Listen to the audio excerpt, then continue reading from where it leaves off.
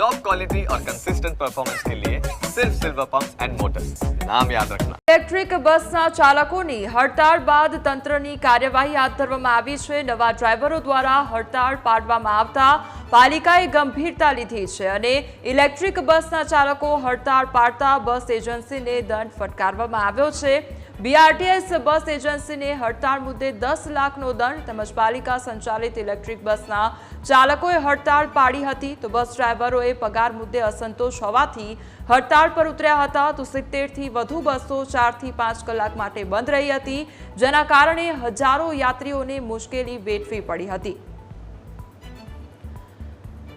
हमारी साथ हाल संवाददाता अमित जोड़ाई गया है। अमित, इलेक्ट्रिक बसना जे चालको छे तेमना द्वारा हड़ताल करवामां आवी छे, हाल शुं अपडेट तने लईने?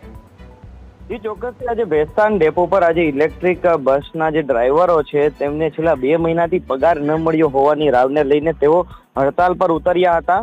जो कि 4 થી 5 કલાક સુધી 70 જેટલી ઇલેક્ટ્રિક બસો છે તે રસ્તા પર દોડી ન હતી અને મોટી સંખ્યામાં જે લોકો હતા જે બેસ્તાન રૂટના આ ડેપોથી જે બસો નીકળે છે તે રૂટના તે તમામ મુસાફરો અટવાયા હતા।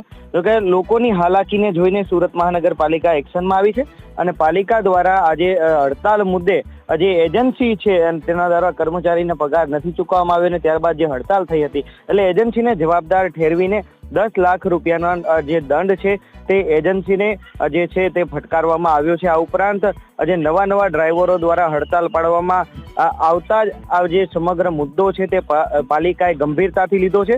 આ ઉપરાંત જે ઓનલાઈન જે પાલિકા દ્વારા બસ ઓપરેટ કરનાર જે એજન્સી છે તેને પણ દંડ ફટકારવામાં આવ્યો છે। જી અમિત, સમગ્ર માહિતી બદલ